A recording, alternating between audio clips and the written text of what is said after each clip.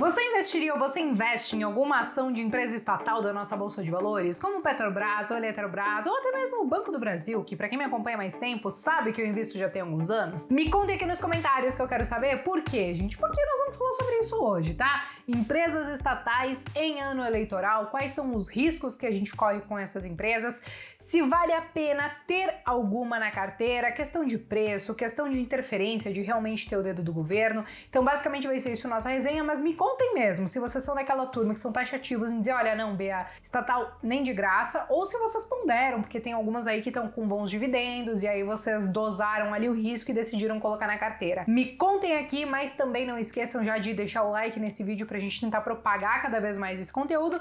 E se você é novo ou nova por aqui, já se inscrevam, são todos sempre muito bem-vindos, beleza? Bom, pessoal, em complemento ao vídeo de hoje, o que eu quero trazer pra vocês também? Tem um relatório da Levante que tá aqui embaixo na descrição, que é uma leitura realmente muito interessante, porque eles pontuaram os riscos políticos para cada uma dessas empresas, considerando as propostas dos principais candidatos. Então, poxa, se candidato A ganhar, o que pode acontecer com Petrobras, Eletrobras e Banco do Brasil? Se candidato B ganhar, o que pode acontecer? Então, realmente façam essa leitura, porque ela tá muito interessante, e eu acho que junto com o que eu vou trazer hoje para vocês, a gente consegue ter um panorama aí um pouco melhor do que esperar para as estatais em ano eleitoral, beleza? Bom, pessoal, vamos lá. Vamos começar falando sobre Petrobras. Por quê? Petrobras não tem jeito. Eu acho que ela é uma das principais das três empresas, né, que serve mais como capital político, e esse ano eu acho que não vai ser diferente. Eu acho que o centro do debate vai ser essa questão da inflação. Os combustíveis estão pesando. Nós temos propostas de mudanças, né, para a política de preço.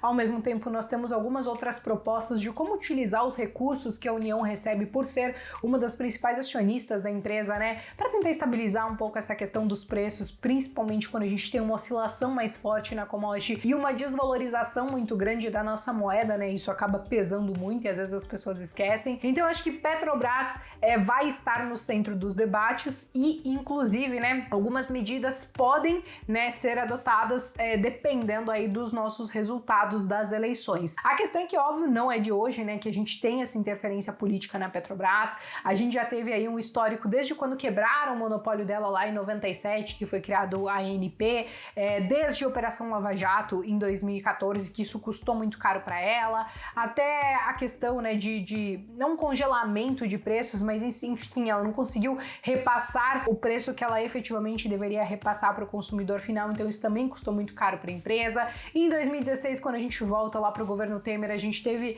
a implementação do PPI, né, que é o preço de paridade internacional. Então essas são só algumas maneiras que a gente começa a entender que, sim, Petrobras pode ter muita interferência. Quando a gente olha ao longo dos últimos 10, 20 anos, nós vimos todas as influências que ela acabou sofrendo, e até por conta disso, né, dessas três empresas, eu acho que ela pode ser a que mais acaba trazendo volatilidade para a carteira do investidor, porque vira e mexe, às vezes pode ter uma declaração de alguém ou alguma mudança de alguma regra, de alguma lei, de alguma medida provisória que pode acabar impactando a empresa, e aí no fim das contas o mercado acaba respondendo muitas vezes no curto prazo, né? É claro que é bem fato que ao longo desses últimos anos ela melhorou bastante a questão da gestão dela, né? Ela vendeu alguns ativos que não eram estratégicos, ela reduziu bastante o seu endividamento, essa questão do próprio PPI, né, acabou ajudando ela com todo esse projeto, né, e todo esse suador que foi pro Pedro Parente resgatar a Petrobras de prejuízos bilionários para voltar a dar lucro. Então, né, entendendo que, poxa, a Petrobras também tem custo em dólar e algumas coisas nesse sentido. De qualquer maneira,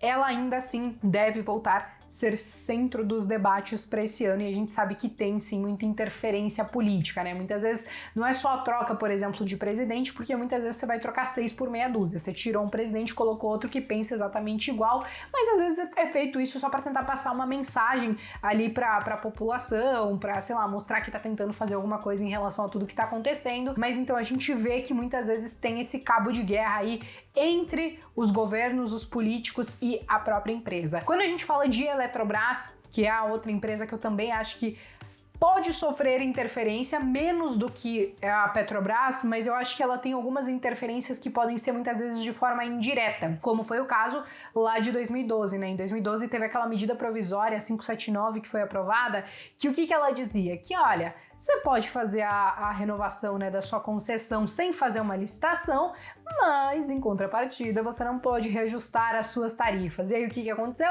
Veio uma crise hídrica, aí no fim das contas as empresas elas não conseguiram fazer os seus reajustes, né, de tarifas. Isso ocasionou em prejuízos bilionários, por exemplo, para uma Eletrobras. Claro que depois, em 2015, quando a situação ela normalizou, ela fez o reajuste, passou essa conta para o consumidor final, que fomos nós, no fim das contas, né? Mas, de qualquer maneira, a gente entende que sim, algumas medidas que às vezes são ali destinadas para alguns setores podem afetar essas empresas, e essas que têm o dedo do governo, elas podem sofrer uma pressão ali um pouco maior e que pode acabar impactando, inclusive, nos seus resultados, né? Quando a gente fala da própria Eletrobras, outra coisa aí, a gente começa a falar de impacto direto nela, né? Indiretamente através de outras medidas, né? Tá se discutindo muito nesses últimos anos a própria questão da privatização / capitalização dela, né? Então isso é um assunto que já tem anos que era discutido. Nesses últimos 2 anos isso voltou à pauta. Nós temos candidatos que não são a favor dessa capitalização, outros são a favor, então isso também pode acabar vindo para o debate, né? É importante a gente já estar preparado para tudo isso, até mesmo porque tem-se a expectativa de que essa capitalização, né, que na verdade vai ser a emissão de novas ações, o governo não vai poder participar, vai continuar com o Golden Share, então a gente vai ter o dedo do governo ainda na Eletrobras, mas claro que de uma forma um pouco mais diluída. Mas o que acontece? A gente deve ver sim uma discussão em cima de tudo isso. Para esse ano, tem algumas pessoas que têm expectativa de que se encerre esse processo, né, de capitalização, mas se isso não acontecer neste ano, isso for empurrado para os próximos anos, dependendo do resultado das eleições, isso pode ser engavetado de novo, né? Então, a gente tem que ficar atento porque isso também pode acabar virando pauta de debate e de discussão e pode impactar na empresa também, beleza? Mas ok, saindo de Eletrobras, vamos falar, gente, de Banco do Brasil. Banco do Brasil acho que é o que menos acaba sofrendo interferência, apesar de que sim, nós já tivemos alguns momentos ali de certa interferência, ou pelo menos de pressão política, vamos dizer assim. Em 2012, por exemplo, teve uma pressão não só para o Banco do Brasil, mas vários outros bancos, para diminuírem a taxa de juros, para tentar estimular o crédito e estimular a economia. E aí é claro que quando você tem o dedo do governo em algum banco, eles acabam cedendo a essa pressão muito mais fácil, e isso pode acabar espremendo as margens dos bancos em si, mas ainda assim, mesmo acontecendo esse tipo de situação, o banco ainda continua entregando resultados consistentes, conseguiu entregar lucro. Nos últimos anos, sim, conseguiu ficar muito mais eficiente, ainda que isso tenha desagradado algumas pessoas do governo, porque a gente teve ali programa de demissão voluntária, a gente teve fechamento de agências no fim das contas. Isso, inclusive, né, ocasionou a renúncia de alguns presidentes, a troca de alguns presidentes, mas ainda assim, quando a gente fala de Banco do Brasil, mesmo que você tenha essas interferências no meio do caminho, ele é um banco que acho que já tem gente que tá há tanto tempo lá, que fez a sua carreira lá, já tem os processos tão desenhadinhos, vamos dizer assim, que não é bem assim para você chegar, dar um chacoalhão e fazer o banco virar de ponta cabeça e de repente entregar prejuízo. Ele consegue ser consistente nesse sentido. E também tem a própria questão que, quando o governo muitas vezes precisa de algum banco para financiar os seus programas, as suas atividades, os seus investimentos, ele recorre muitas vezes ao BNDES ou até mesmo à Caixa Econômica Federal. Então o Banco do Brasil, claro, tem a sua parcela, mas é muito menor em relação a essas outras instituições, e é até mesmo por isso que eu acho que dentre essas 3 empresas, ela é que oferece menos risco, né? O Banco do Brasil é o que oferece menos risco. Mas pra gente entender um pouquinho melhor, eu acho que cabe a gente trazer a própria questão do preço dessas empresas, né? Pra gente avaliar o impacto dessas interferências e do que a gente pode esperar com a questão de preço e o que vale a pena. E aí, no caso de Petrobras, eu decidi comparar ela, então, com outros pares da Bolsa de Valores, peguei a PetroRio e a 3R,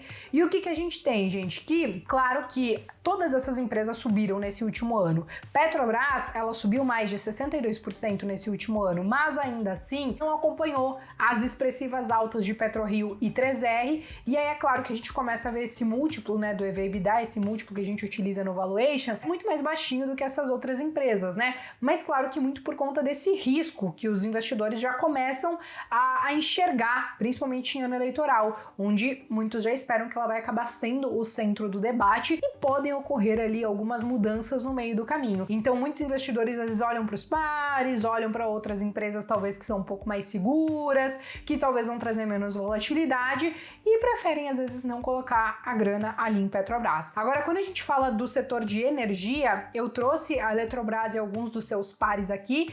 E aí aqui a gente enxerga já, eu acho que um setor muito mais perene, que tem menos volatilidade, ainda que possa ter influência, né, de algumas medidas do governo, mas ainda assim eu acho que boa parte dessa questão de privatização e capitalização da Eletrobras já tá meio que no preço, então a gente vê que ela tá muito perto ali da média dos seus pares, do seu setor, mas ainda assim ela e CEMIG são as que apresentam ali um desconto maior frente a esses pares, mas não é nada tipo, meu Deus, que discrepância. E aí, por último, mas não menos importante, a gente traz as instituições financeiras junto com o Banco do Brasil, né? Então, como eu falei para vocês, eu acho que o Banco do Brasil ele tá muito mais próximo de operar como um banco privado do que, por exemplo, como um banco público, no caso de BNDES e Caixa Econômica Federal. Então, aqui o que a gente enxerga? Que Banco do Brasil, junto com o Banrisul, né, que também tem dedinho do governo, do estado, eles são os que apresentam maior desconto, justamente, tipo, acho que por ter esse risco, né, de ter algumas pequenas interferências, mas ainda assim, comparando com os múltiplos dos outros bancos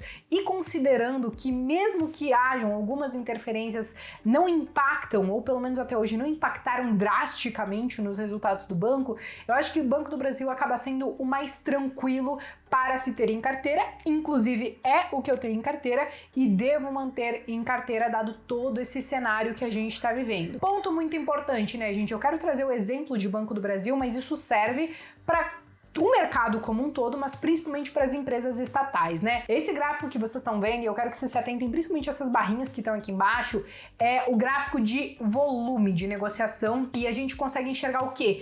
Que quando chega perto das eleições, tipo aqui em 2014, que esse volume cresce bastante, a volatilidade cresce bastante. Pula para 2018, a gente vê exatamente a mesma coisa. E a gente deve sentir isso daí também agora em 2022, quando a gente se aproximar lá de setembro, outubro, por ali, a gente deve ver esse volume de negociação aumentar e a volatilidade também. Eu acho que, claro, Petrobras em primeiro lugar, Eletrobras em segundo e Banco do Brasil em terceiro no quesito de volatilidade, e até mesmo por conta disso, então, que eu fico muito mais tranquila de ter Banco do Brasil na minha carteira, né? Não que você não possa ter as outras, mas eu acho que para quem pensa em ter essas empresas na carteira, precisa realmente dosar o tamanho, entendendo que em dado momento desse ano pode trazer aí uma chacoalhada um pouco mais forte para nossa carteira, dependendo do tamanho que você decidir colocar ela dentro da sua carteira, beleza? Bom, pessoal, a resenha de hoje era basicamente isso, né? Trazer os principais riscos e as considerações, né, sobre quais estatais que eu considero mais tranquilas, mas eu quero saber realmente de vocês, se vocês têm ou se vocês investiriam em alguma delas, dado todo esse cenário. Então me contem aqui nos comentários, eu me despeço por aqui e vejo vocês então no próximo vídeo.